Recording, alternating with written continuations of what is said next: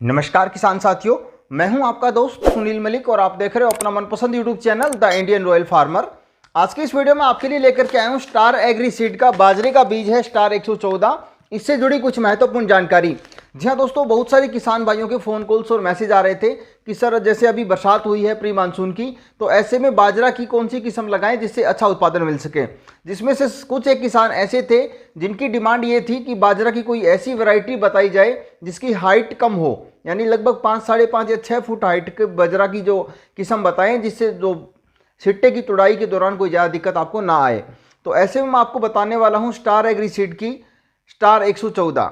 इसकी कुछ विशेषताओं के ऊपर जाने से पहले आप सभी किसान भाइयों से रिक्वेस्ट करूंगा, यदि आपने अभी तक हमारे चैनल को सब्सक्राइब नहीं किया है और आप लोग चैनल के ऊपर पहली बार विजिट कर रहे हैं तो अभी इस चैनल को सब्सक्राइब करके बेल आइकन को जरूर ऑन कर लें ताकि भविष्य में भी आपको खेती किसानी से जुड़ी हर एक महत्वपूर्ण अपडेट सबसे पहले प्राप्त हो।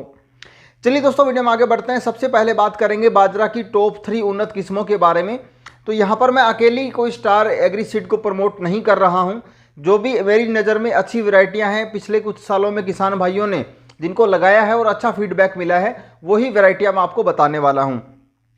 तो सबसे पहले मैं आपको कुछ एक वैरायटियाँ बता देता हूँ जिनमें से आप लगा सकते हैं। जैसे राशि का है 1827 है, इसके अलावा पाइनियर की 86M84 है, 86M88 है, 86M90 है। इसके अलावा बायर की है 9444। तो ये बहुत सारी वैरायटियाँ हैं जिनको किसान भाई लगा सकते हैं। जैसे बरानी क्षेत्र में है तो नंदी 5 है, HHB 67 है, ये कम पानी चाहने वाली किस्में हैं, इनको आप लगा सकते हैं। लेकिन अब मैं बात करता हूँ खासकर स्टार एग्री सीड्स स्टार 114।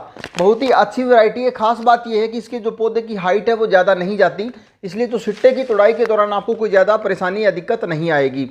अब बात करें इसकी प्रोडक्शन की तो लगभग 40 मन प्रति बीघा तक इसने उत्पादन दिया है। माफ कीजिएगा, एकड़ तक 40 मन प्रति एकड़ तक उत्पादन इसने दिया है। बहुत ही अच्छी वैरायटी है, पौधों की हाइट ज़्यादा नहीं है। अब बात करते हैं कोई भी किस्म यदि आप चुनाव करते हैं आपकी इच्छा अनुसार, तो उसको लगाने के दौरान आपको खाद व उर्वरक कितना डालना है, पौधे से पौधे और लाइन से लाइन की दूरी कितनी मेंटेन करनी है। तो सबसे पहले मैं आपको बताना चाहूँगा बाजरा की फसल में आपको लाइन से लाइन की दूरी कम से कम 30 सेंटीमीटर और 45 सेंटीमीटर तक आप रख सकते हैं।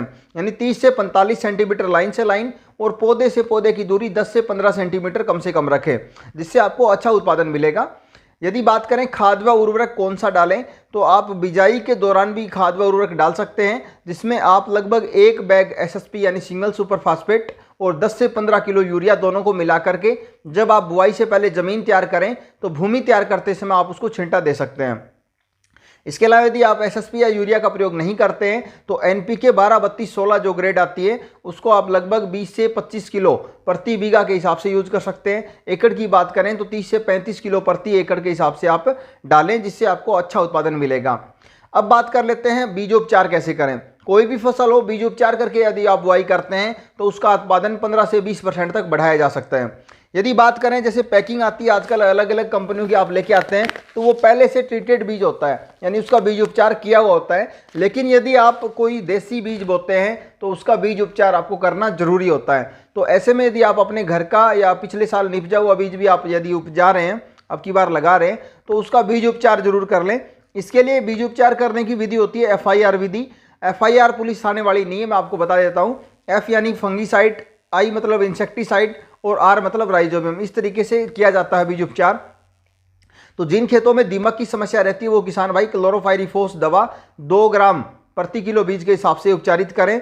और जिन किसान भाइयों के खेतों में जैसे फंगस जनित रोग आते हैं, यदि नहीं भी आते हैं तो आप वास्टिन या फिर थायरम, इन दोनों में से कोई भी एक दवाई लें और 2 से 3 ग्राम दवाई प्रति किलो बीज के हिसाब से लगा करके और बीज को तकरीबन 15 से 20 मिनट तक छाया में सुखाएं। उसके बाद आप इसको बीज उपचार करके बुआई कर सकते हैं। तो ये तरीका यदि आप अपनाते हैं तो इस तरीके को अपना करके आप अपनी अच्छी पैदावार ले सकते हैं और साथ में जो बीज जनित जितने भी रोग हैं उनको फसल में पनपने से रोक सकते हैं। इसके अलावा यदि मैं आपको बताना चाहूँगा बाजरे की खेती के अंदर पानी कब और कौन सी अवस्था में दिया जाना जरूरी होता है। तो क्रिटिकल स्टेज की मैं बात करूंगा। हालांकि ये वर्षा आधारित खेती बाजरे को माना जाता है। यदि बरसात समय पर सही होती है तो बहुत ही अच्छा प्रोडक्शन मिलता है। लेकिन यदि बाई चांस बरसात नहीं हो पा रही तो आपके पास यदि सिंचाई की पर्याप्त मात्रा में सुविधाएं हैं तो 2 पानी इसको आवश्यक रूप से देने होते हैं। वो स्टेज रहती है एक तो सिट्टा निकलते समय और दूसरा रहता है जब बाजरे में दाने बनने लग जाए सिट्टे के अंदर, उस दौरान यदि आप 2 पानी दे देते हैं तो आपको बहुत ही अच्छी पैदावार मिल सकती है। इसके अलावा यदि आपको खेती किसानी से जुड़ी कोई भी जानकारी चाहिए, आपके मन में कोई डाउट, शंका या सवाल है, तो वीडियो के नीचे कमेंट बॉक्स में आप अपना सवाल पूछ सकते हैं। जितना जल्दी हो सके आपको उसका जवाब मिल जाएगा। वीडियो पसंद आए तो लाइक व शेयर जरूर करें और जाने से पहले चैनल को सब्सक्राइब जरूर कर लें, ताकि भविष्य में भी आपको खेती किसानी से जुड़ी हर एक महत्वपूर्ण अपडेट सबसे पहले प्राप्त हो।